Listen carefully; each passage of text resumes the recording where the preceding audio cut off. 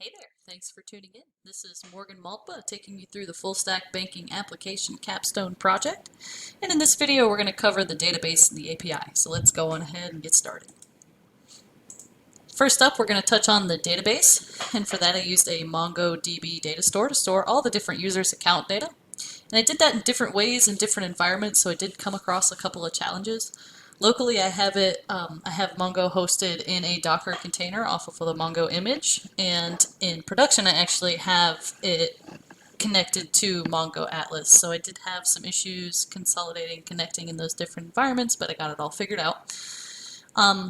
You'll see here in the screenshot on the right some of the different test users I managed to put into the data store and the different data associated with them. We have the object ID, and that's assigned by MongoDB, excuse me.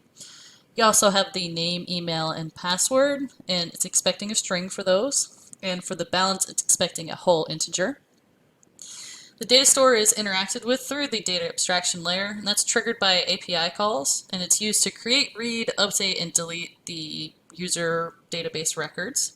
And the new feature that I added was the delete account feature, and that allows the user to delete their account both from the Firebase authentication and from the database. And it made it so that the user has to enter the correct email to delete the account. So it has to be the user that's actually logged in. They can't just enter any email and delete any old user account.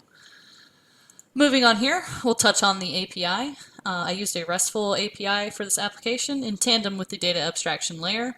Like I said in the last slide, that's used to perform the CRUD operations in the data store and also to return the data to the React client that we went over in the first video.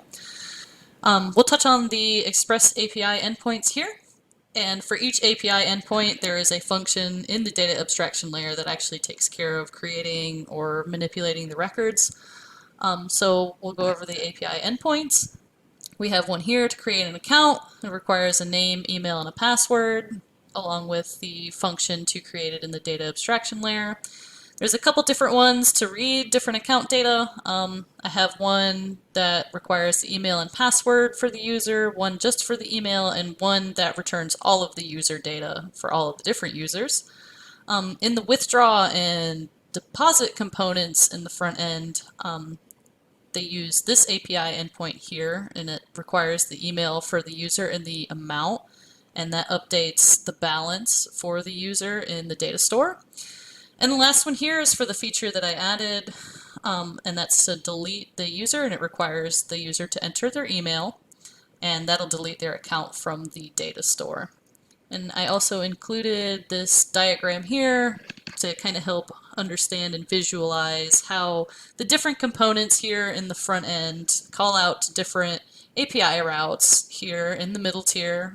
And those API routes are all associated with a function in the data abstraction layer that will create a user. It'll read different user data, different fields from the user data. It can delete the user, it can update different amounts. So that's just kind of how everything's interconnected together. And that wraps up my overview of the database and the API. Here in the next video, we're going to go over deployment, which is by far my most challenging section, so stay tuned for that.